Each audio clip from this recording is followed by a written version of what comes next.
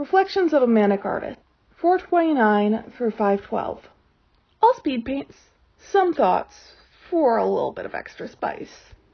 Buckle on in because this is going to be a wild one. This first piece is a character concept I've been working on for a hot moment. You can see that I had already made myself somewhat of a reference photo right at the start. Getting into it, I block out the initial shapes and kind of get an idea of where I want this character to be in space. I eventually go back later on in the piece and change the positioning of this upper hand in order to better interact with the environment around her. I initially think of doing the shorts as one color, but decide to reflect the motif I have going on in the hair. This part had not been in the reference, so I have to wing it, but the rest of the clothes are relatively straightforward.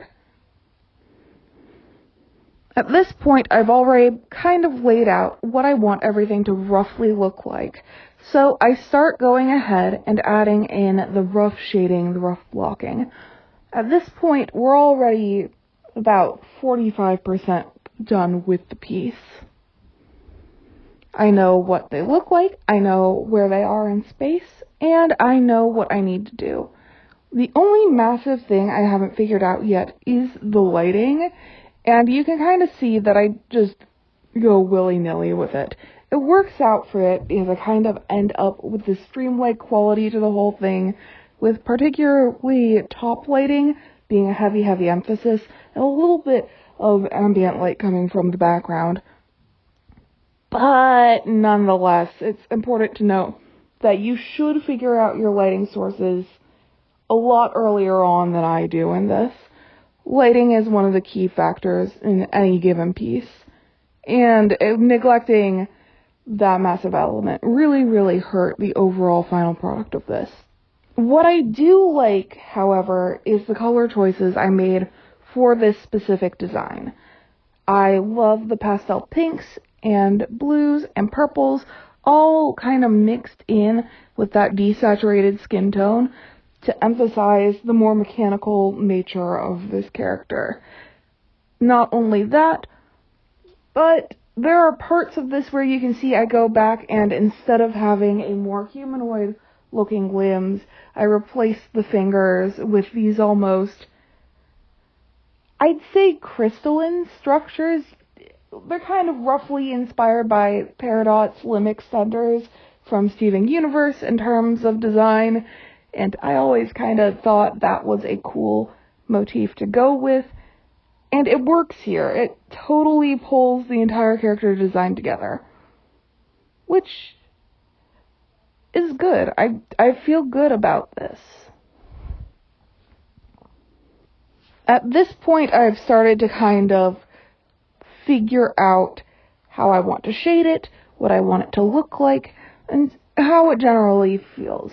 You can see I'm just going in, adding details to the hair, adding details to the clothing, adding details to the body, defining those gemstones, and just honestly going wild with this. This was a rather fun one to do. If I was going to redo this piece, though, I would probably once again redefine my light sources right out the gate. I do like that it feels as though it's almost floating in space. I feel as though it adds to the effect. But generally speaking, I prefer my characters to look like they are, in fact, more grounded in their environments. Now, in just a second, we're going to go ahead and start shaping our background. And at this point, from the get-go, I kind of knew I wanted them to be hanging on a subway, just kind of floating in that space. And I didn't really think of how the physics of someone with magnetically attached limbs would really grab onto a subway train bar, but that's besides the point. I start off with this really dark background, but end up going back over it in order to create this almost pastel feel. And that helps. That pulls the entire space really together. You still get this kind of highlight looking thing in the end, I put in a bunch of details of posters on the ground. You can see I've got a failed Hano Hano Gnome Heiji. I've got some caution tape. I put some stickers on the subway window, and we're good. My final takeaways for this piece are really that it's okay to lean into a more desaturated palette, and the location matters. If I had thought about where my character was from the start, I would have defined those light sources better. We're starting off this piece with a relatively simple sketch. Structurally, it's somewhat less complicated than the previous piece because, well, for one, all of the limbs are actually attached this time. And that just really makes figuring out the actual geometry of this character easier. Admittedly, we do have some more elements in the form of the snake familiar on this character, as well as our floopy magic hat, which, big hat better, by the way. That is my stance. You either need an itty bitty tiny hat or you need a huge hat. Big witch hat. Those are the two extremes. And I go ahead and add on some crystals and some greenery on the top of this hat. This is a character I've had for a while, but I'm using them for one of the fake comic comforts that I'm using in my Call of Cthulhu campaign. And right about here is where you can see me make the big mistake that I didn't notice until the very, very end of this piece. I have flipped my thumb on the finger on the hand in the foreground. You can see it, I can see it, we can all acknowledge it and observe that it happened. Now, I want it on the record that I went ahead and did what I normally do for hands when I draw them, because I'm pretty comfortable drawing hands at this point. It is something I drilled myself on a lot, and I held up my own hand, checked it against my body, and was like, oh, the thumb goes on this side. So I did look at it, but it was also 3 a.m., and I should not have trusted my own brain to be able to tell right from left. So this entire thing is an exercise in being sure that even if you are 99.9% confident you can do a thing without looking at a reference, so just go ahead and look at the reference. I've already finished up the line art. I'm going to start actually adding in my flat colors in a second, and I have not noticed the thumb. I will not notice the thumb. The thumb will just stay there. And don't lie to me. I am absolutely 100% sure you've done this. Everyone who draws hands has at some point flipped their stupid thumb. They've probably flipped it way more times than once. I've definitely flipped mine more than once. We don't notice the thumb, we keep on going. And honestly, outside of the big glaring hand issue, this is looking pretty great. I have those nice darks on the bottom of the skirt. I have the bold outlining around the body. Each of my parts are really, really nicely defined. And I'm liking how this is looking to the point where I don't notice the thumb. It is now 4 a.m. as I am working on this piece in the exact time. And what you just saw took place over the course of like an hour. So it wasn't just a few seconds I had where that thumb was there. No, this was a 1.5 hour long piece, with the actual shading of it taking the shortest period of time. I go ahead, I add in my flats. Take a look at that snecko. It is so cute. I love snakes so much. Snakes are adorable. I would like to boop one on the snoot in the near future, but everyone around me is terrified of them. Maybe not my younger siblings, but you know. I opt to, instead of using colors that typically would go for blonde hair, just go ahead and add in fun colors. It's gonna be a fun, abstract looking piece. I don't need to have it be perfect. I start working on the skirt. I add in some fun detailing to make it starry. This adds in so much to the stupid piece. That little bit of gold trimming ended up giving this entire thing so much life. I shade in my broom. I add in a little bit of detail to the crystals. I add in a little bit of detail to the plants. We put in a small background. I draw an outline in almost a pale blue. I write in the text right above this character. I reorient it a few times to get it to a place where I'd like it. I take a picture, I send it, and then I forget that I messed up the thumb. Takeaways. Always check your references. And the way I ended up correcting it, it didn't show because it was fast, was I drew over the thumb in the line art color and then just plopped on a new thumb. New thumb, new me. Let's take a breather as we start this next one because it is a bit of a harder piece. We have, right off the bat, something that you didn't see in the previous two works, a motorcycle. We have a character who's going to be riding it, and that is already in and of itself a challenge. While it's fun to draw mechanical objects, having characters specifically interacting with them adds in a whole nother dimension. If you've tried to draw like an automobile or a mech suit, you know exactly what I'm talking about. But vehicles are hard.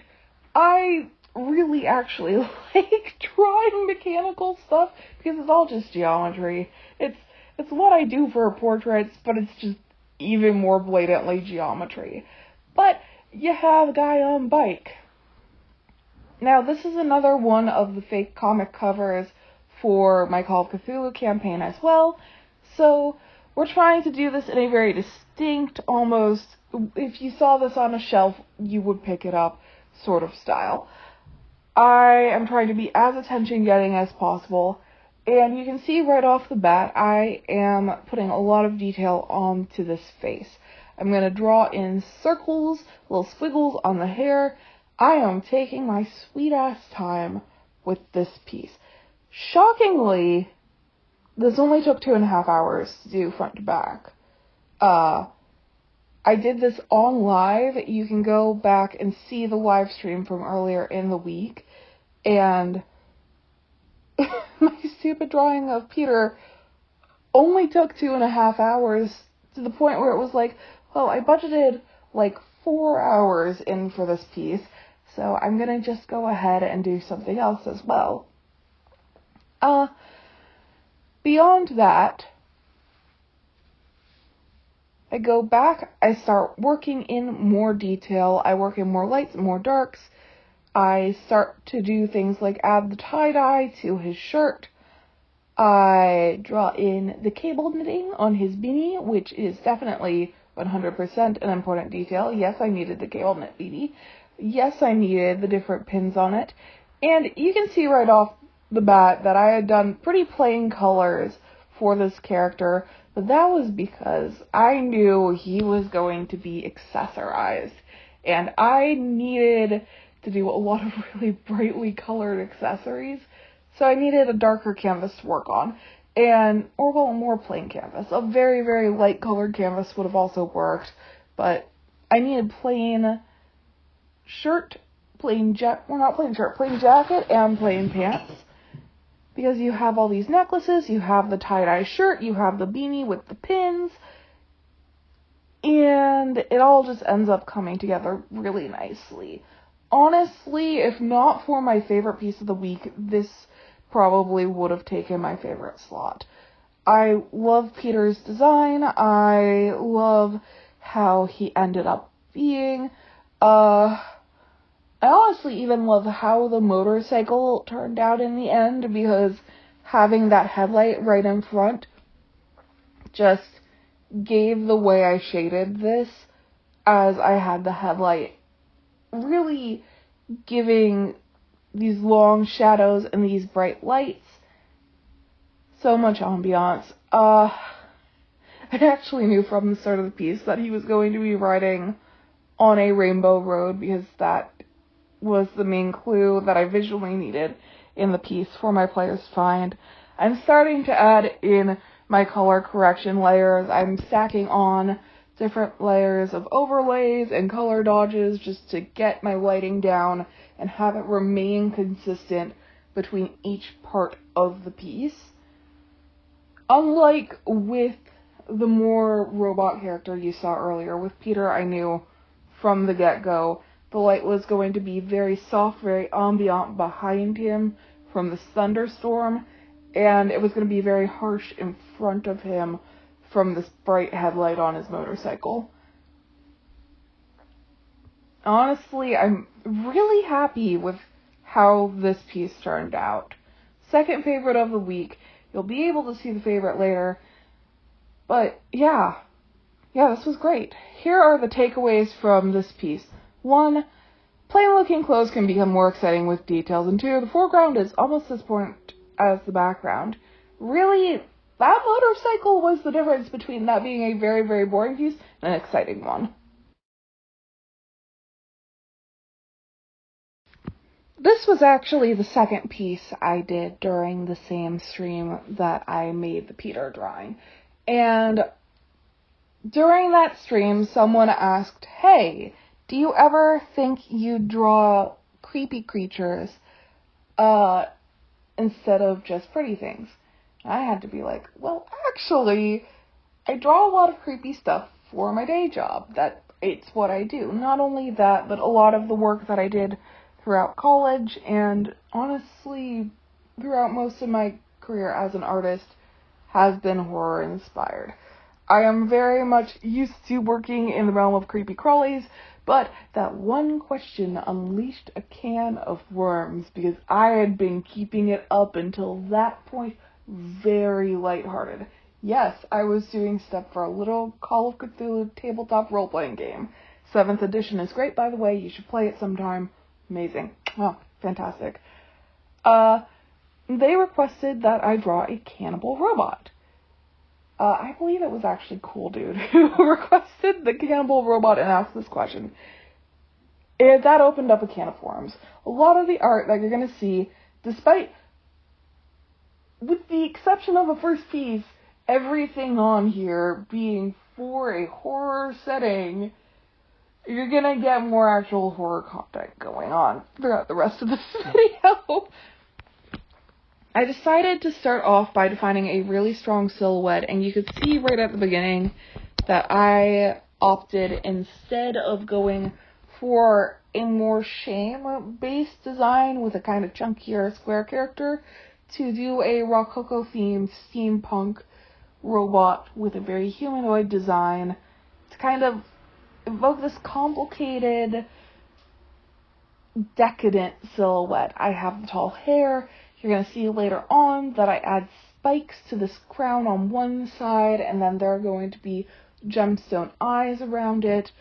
But with the exclusions of the gemstone and some lighting I end up doing on the eye, there is very, very little color throughout this entire piece. It is primarily defined by this very strong shape language, by what I am trying to communicate. So, one of the things with character design is there are really 3 types of shapes that you can use to communicate things. Squares tend to be sturdier, ovals and rounder shapes tend to be softer, more squishy, and triangular, more angular shapes tend to communicate a sense of menace to it. And so this design really, I wanted to push the more elegant oval against these sharper looking bear trap bits to show what parts of this character were dangerous, where their actual menace lied, and also that they were meant to be pretty, to be soft. I add in the purple highlights alongside the gemstones at this point. I put on my spikes to my crown, creating this kind of almost biblical imagery. This is all being done on one layer, by the way. We are not swapping around much until the very end. It is very much so, we are committing to the bit, which, honestly, one layer drawing is definitely a way you can go about making a character. It's harder to manage the more layers that you have, and you're going to be faster when you're only working on 1 to 6 layers, maybe. With that said, also, it is easier to gain more control when you use more layers.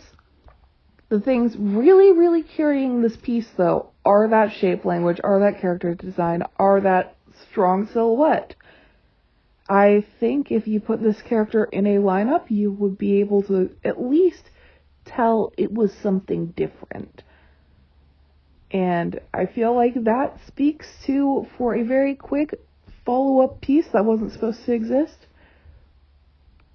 my own growth as an artist. Because I definitely wasn't always able to do this. And I definitely wasn't always able to do this on such short notice. Here are our takeaways from this piece. Someone's gonna like what you make, and a strong silhouette really is the key to a good character design. You can add in all the bells and whistles you want, but a strong silhouette carries. On the opposite end, so I had to change my plans for my Call of Cthulhu session at the very, very last minute, and I needed new art assets for it. So over the course of 2 hours, right before my session, I decided to make a corkboard image that my players could reference if they decided to explore a certain area of the map. I'm happy to say, for those who were curious, yes, the corkboard image did come into play. The accompanying animation honestly had a great and creepy effect, and it popped off. But I only had 2 hours to get 3 different rendered images done. So really, this entire piece was about corner cutting. I needed to get as much done with as little as possible. This next piece is of a friend's original character. I decided to put them in a situation they aren't normally in. This character is normally a fantasy sort of genre character, and I had a kind of fun idea for them and some sci-fi armor. I know that the advice that's best practice is not to include a lot of rainbow into your designs, especially with things like original characters. It invokes the idea and concept of a sparkle dog. But let's be honest here. Just one-on-one, you to me, me to you, both of us together, here, right now. Rainbow looks good. There, I said it. It's out in the open. I don't think just having rainbow in a character design inherently makes it bad. In fact, it really can look good. It can be great. I don't know. There is a soft spot in my heart for rainbow-themed characters, and it's gonna stay there until the end of time. So, you're gonna have a lot of rainbow laying on this character. You have a rainbow sword. You have a rainbow gun. There is a rainbow hair piece that is inspired by a butterfly. I'm your little butterfly. Green, black, and blue make the colors in the sky. That kind of butterfly. So pretty. And it ultimately ends up posing a massive challenge, because effectively having a character with an RGB light armor means your lighting is gonna be fucky. Although the lighting is coming directly from the suit itself, and you can see that especially with this first part on the hand, I struggle with it. Not only am I shading from light instead of shadow, I am shading with my shadows basically predefined and having to add in the light. So eventually I decided to try to create a mid-tone with the lights I have, and then do things like I normally would, And this is just kind of a testament to the fact that art is really just taking problems and trying to solve them as you go along. My problem was I created a horrible, terrible situation to try to light myself up with this piece, and the solution was to go back to basics, try to create a mid-tone instead of having my darkest color first, and to work from there. And then you can see later on I am able to, once I have some of those more mid-tones defined, go ahead and actually work from there as a dark to light process, but just with that first hand, I need to go back to form and do something simple. Now I'm going to go in, I'm going to define my shadows more on the face, I'm going to do more rendering, and honestly, the black suit was the hardest part. A bodysuit is pretty great. It was a fun piece of clothing. It clings to your character's form while still providing them with coverage. You can put armor on top of it. It will provide you reasonable protection in most fantasy settings, and it can reflect so much light. It looks pretty.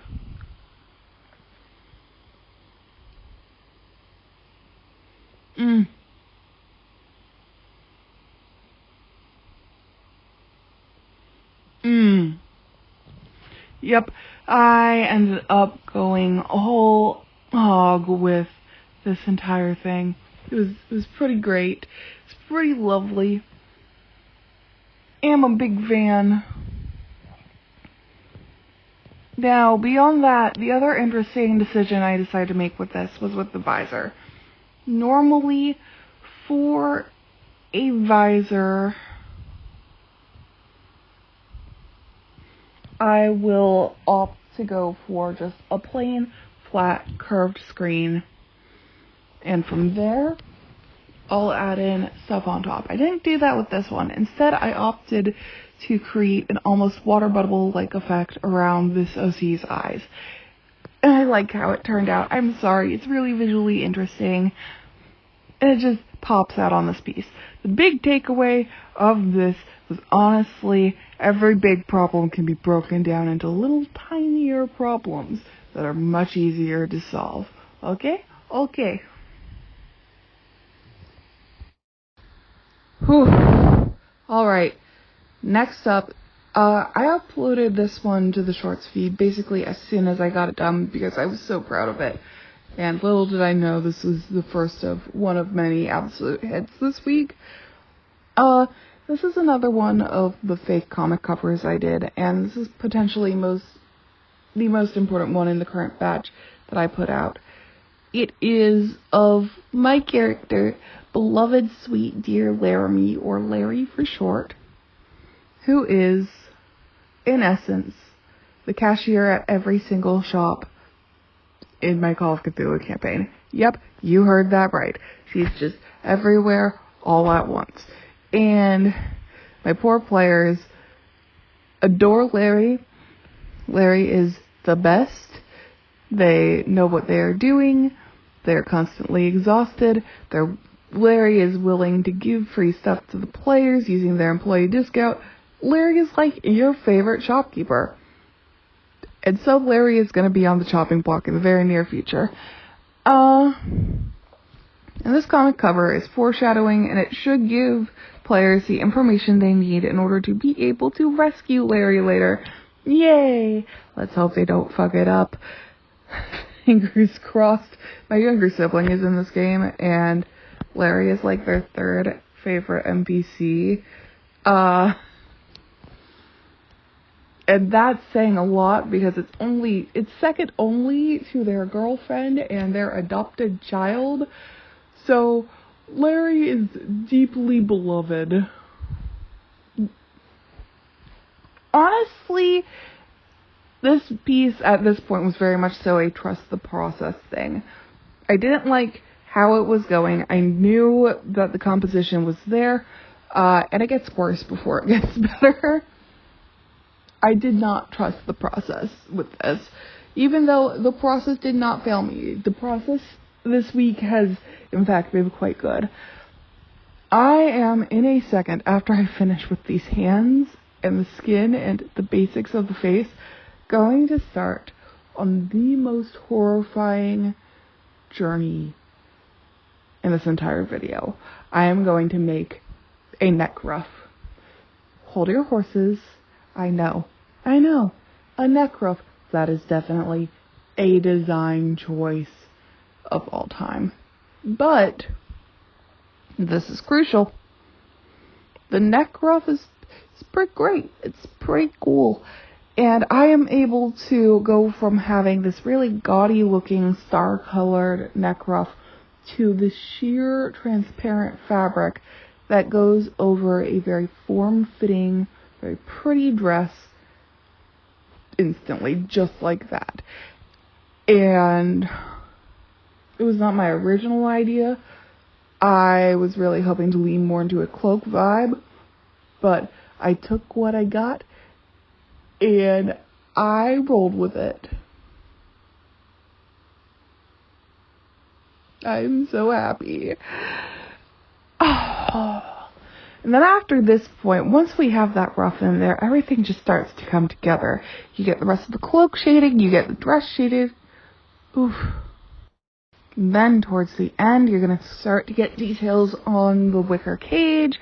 You're going to get those antlers end up looking really good. You get a ton of really insane lighting. It all just comes together. And at the end, you also get special effects because a few of these pieces have some magical stuff going on with them. And this is one of them. Especially given that it is meant to signal to my players, hey, this is how you can save Larry. This is